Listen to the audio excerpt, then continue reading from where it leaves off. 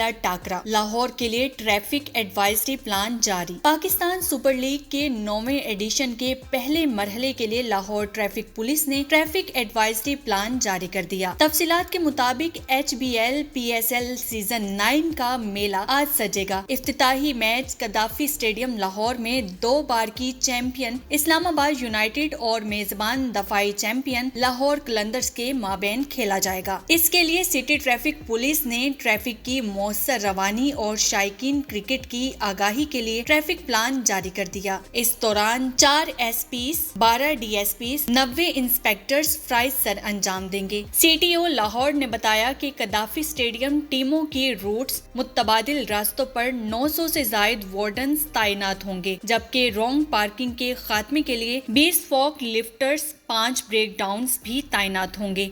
शायकीन cricket की सहूलत और बाआसानी स्टेडियम तक रसाई के लिए 3 पार्किंग स्टैंड्स मुख्तस किए गए हैं। मैच के दौरान किसी भी रूट को ट्रैफिक के लिए बंद नहीं रखा जाएगा। Mall Road, Canal Road, Jail Road, Gulberg traffic के लिए खुली रहेंगी। सिटी ट्रैफिक पुलिस रवायती अंदाज में शायकीन क्रिकेट को खुशामदीद कहेंगी। वाज़ेह रहे कि PSL शेड्यूल के मुताबिक PSL का ये सीजन 17 मार्च तक जारी रहेगा। पहले मरहले में मैच लाहौर और मुल्तान में खेले जाएंगे, जबकि दूसरे मरहले में मैचेस कराची और रावलपिंडी में होंगे।